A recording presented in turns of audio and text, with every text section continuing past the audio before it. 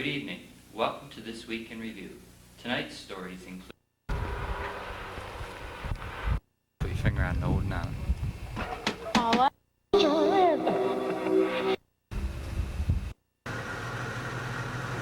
And the fill that had been supplied to the site.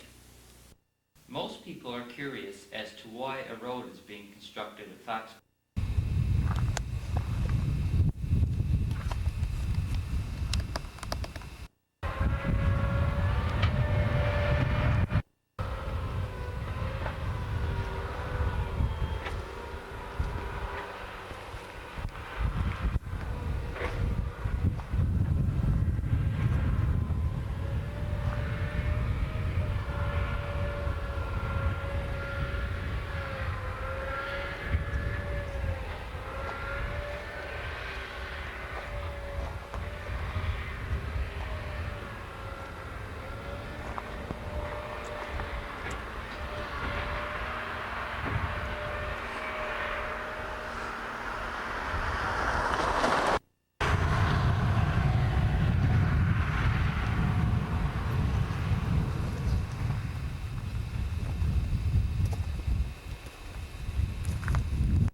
Officials from Seafreeze were in town again this week for meetings with the public.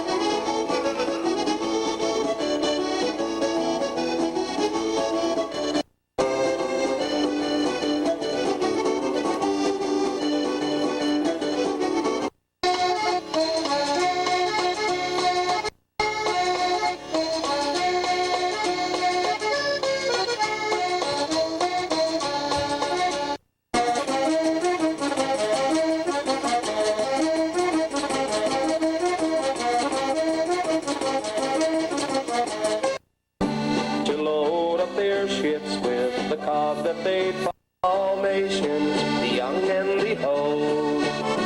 They crossed the grave. I was a boy with him, I'd want to go. My heart I know. They're both watching over me out here on Mary's show.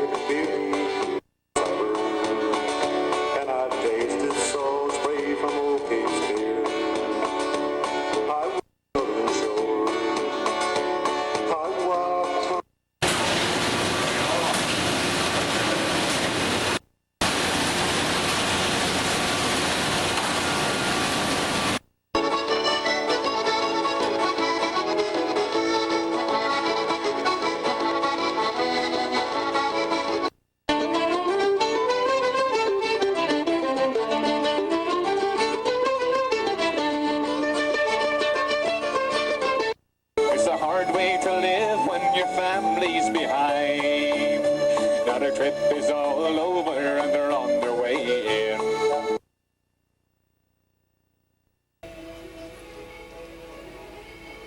Yeah, of course. You got one. She got one too, haven't you? Have you got your sponsor sheet now? Like, do you have any? Yeah, okay. Who haven't got one? Tina.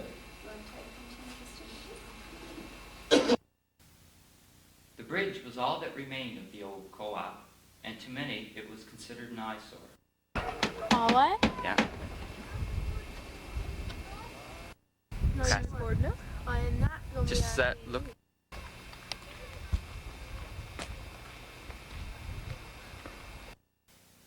Monday has been declared Registered Nursing Assistants Day in Newfoundland and Labrador. Mayor McDonald visited the hospital on Thursday to sign the proclamation. Whereas the Council for Nursing Assistants recognized September the 17th, 1990 to be Registered Nursing Assistant RNA Day. Whereas Registered Nursing Assistants have been dedicated and committed to providing high quality of care to the citizens of Newfoundland and Labrador for over 40 years.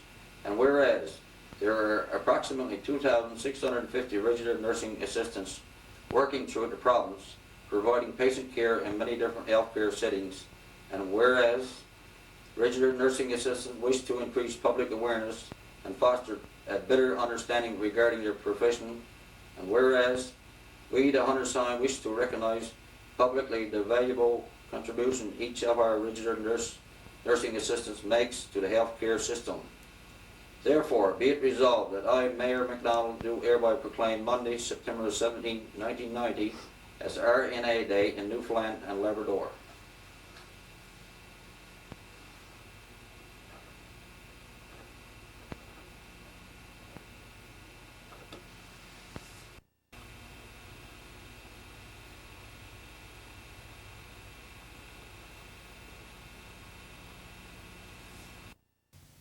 Tomorrow, the Registered Nursing Assistants of Burgeo will be holding a blood pressure clinic at the Outpatients Department of Burgeo Hospital. Everyone is welcome to drop by and show their support. Now over to Sam Collier, Bi-Weekly Council Report. Good evening everyone once again, and welcome to another Town Council report. As many of you are probably aware, during the summer months, council meetings are sometimes held at irregular times. The following items were discussed at previous council meetings held the past month or so. Smalls Island Bridge.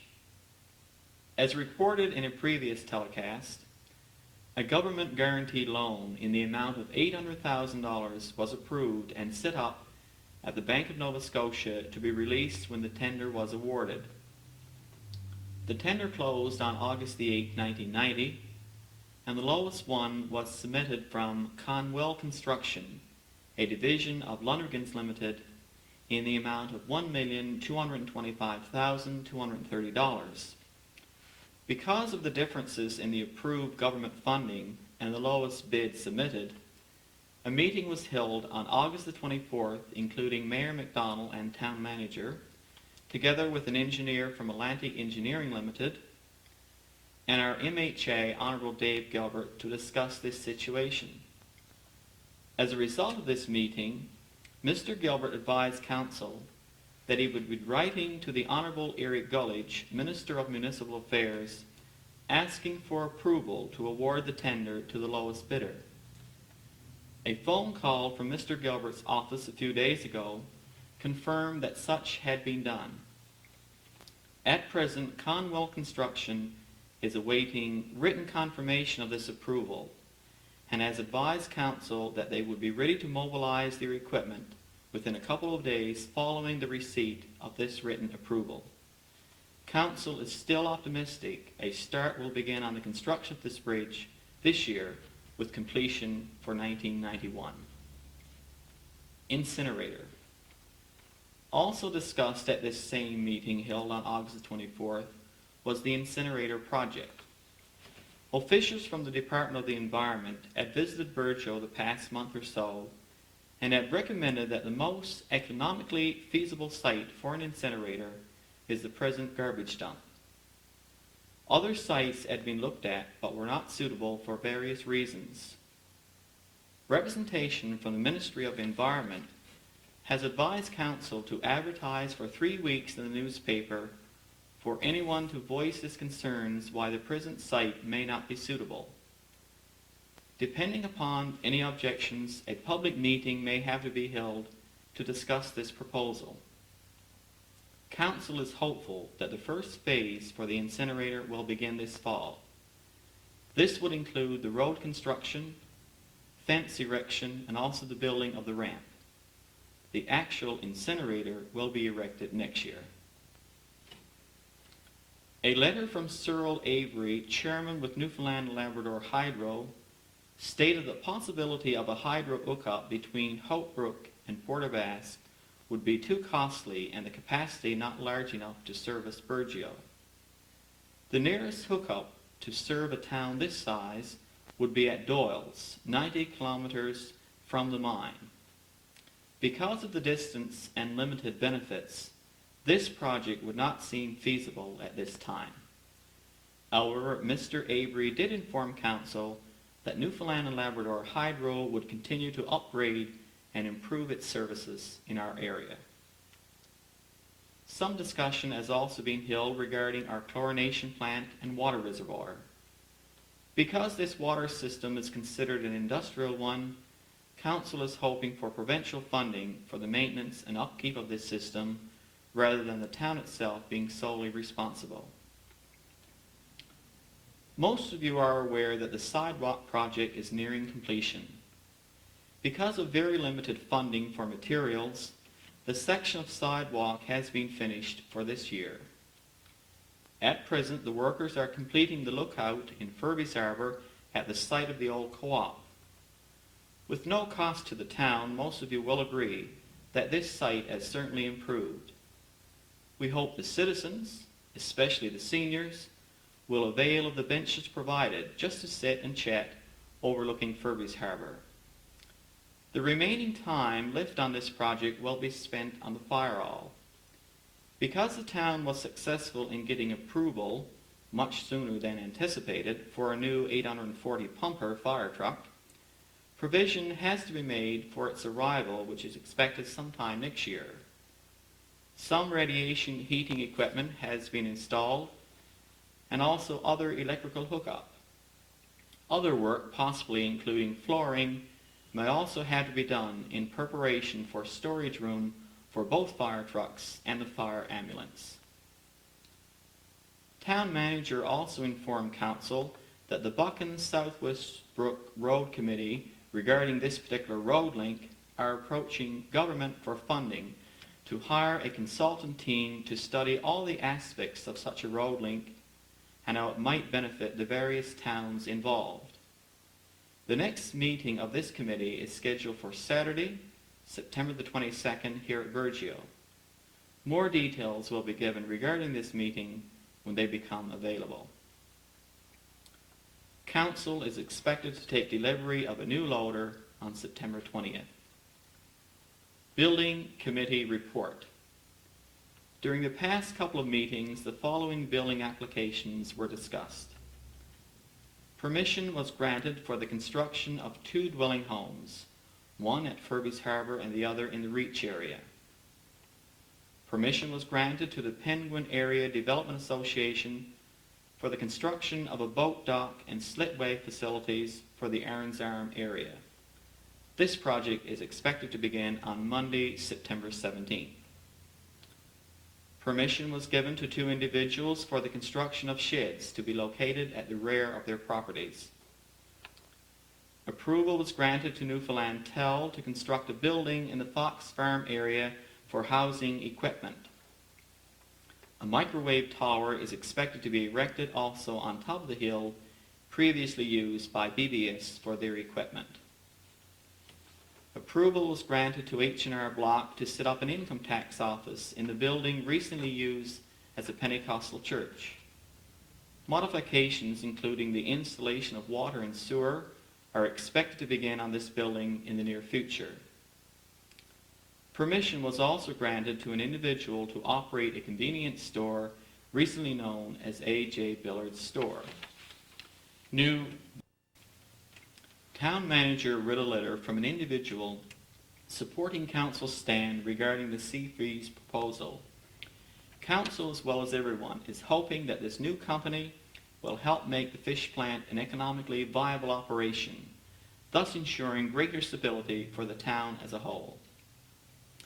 Concern was expressed over the deterioration of the railing as an access support to the concrete steps approaching Messer's Bridge.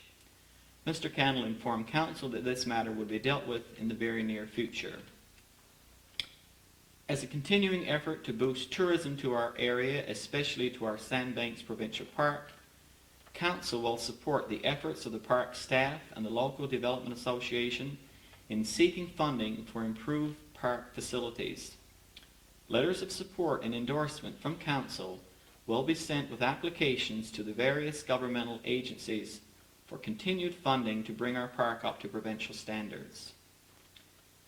Much discussion was raised regarding the deplorable driving conditions that motorists have to endure during the present road construction, especially on the Burgeo end. Council feels that some provision has to be made to improve driving conditions even during construction, and it is the responsibility of the construction company concerned to see that at least part of the road is in a decent driving condition. A telegram expressing our total dissatisfaction with the way the road construction is being handled has been sent to our MHA, who is also Minister of Transport. We strongly feel that there is no need for the road to be left this way, even while under construction.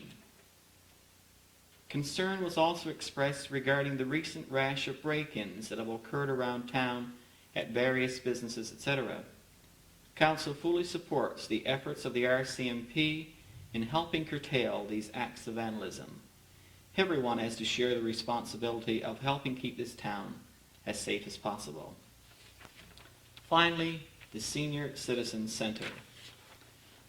Council, as well as most concerned citizens, are wondering about the status of the proposed Senior Centre. Much speculation and skepticism have been expressed about its becoming a reality.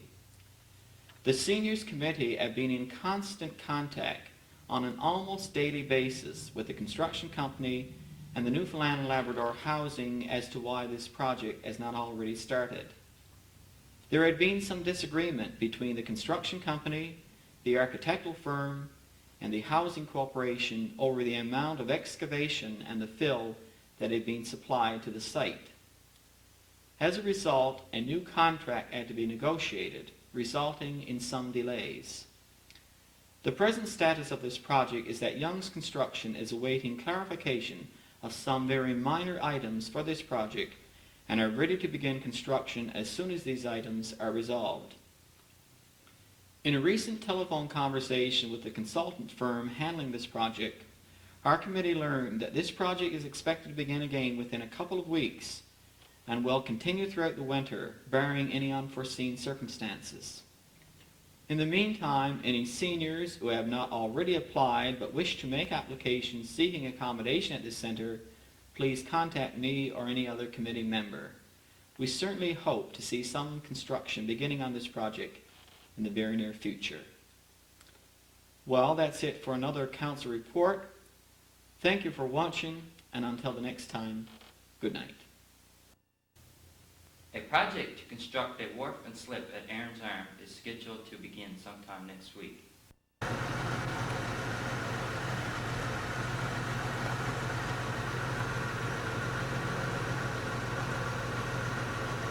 Well, that's all for this week. Special thanks to this week's volunteers, Jason White, Tracy Warren, Kim Randall, Sandy Strickland, and Penny Dalman. Tune in later this week for a tape of A Trip on Dragger by Emmanuel Keynes. The exact date and time will be announced on this channel at a later date. On behalf of BBS and the BBS volunteers, I'm Dave Cooper. Until next time, good night.